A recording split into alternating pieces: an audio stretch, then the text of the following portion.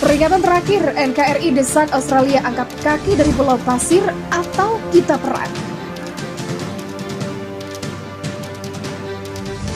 Jadi tindakan-tindakan kita, keputusan-keputusan kita, kebijakan-kebijakan kita, langkah apapun yang ekstraordinari akan saya lakukan untuk 267 juta rakyat kita, untuk negara. Really fitting to be here in Makassar, and I asked when we were organising this visit, just a short time. Jadi terus terang mereka-mereka yang memilih cara-cara yang sangat bertentangan dengan nilai-nilai kemanusiaan ini yang mau tidak mau harus membayar.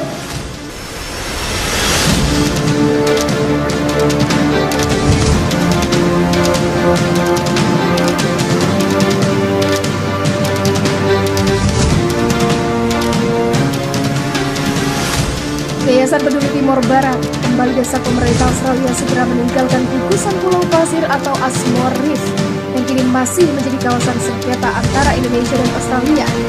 Gugusan Pulau Pasir ini sah merupakan hak milik masyarakat adat Timor Rote Sabu Alor. Kemudian Australia baru memasuki wilayah gugusan Pulau Pasir pada sekitar tahun 1975. Kemudian secara perlahan mengganti nama gugusan Pulau Pasir menjadi Ashmore Reef, kata Ketua YPTB Ferditan Roni dilansir Antara. Peraih Tunggal Civil Justice Award 2013 dari Australian Lawyers Alliance menuturkan sesuai fakta sejarah, pemerintah Inggris pada tahun 1932 menyerahkan pengelolaan gugusan Pulau Pasir kepada pemerintah federal Australia. Tindakan aneksasi secara sepihak dan tidak sah oleh Australia ini mengutip sejarah perjalanan Kapten Samuel Ashmore ketika hendak kembali ke negaranya pada tahun 1811 dan melewati gugusan Pulau Pasir. Pada tahun 1878, pemerintah Inggris secara sepihak mengklaim sebagai bagian dari wilayah Inggris, kemudian menamakannya sebagai Ashmore Reef. Bila mengacu pada keputusan Mahkamah Internasional yang memenangkan Malaysia dalam sengketa Pulau Sipa dan Nigitan, yang didasarkan pada alasan efektiviti, maka posisi dan status gugusan Pulau Pasir adalah kebalikannya. Menurut Ferdian juga adalah pemegang mandat hak ulayat masyarakat adat di Laut Timor tahun 98, masalah sengketa Sipadan dan Nigitan di bawah International Court of Justice.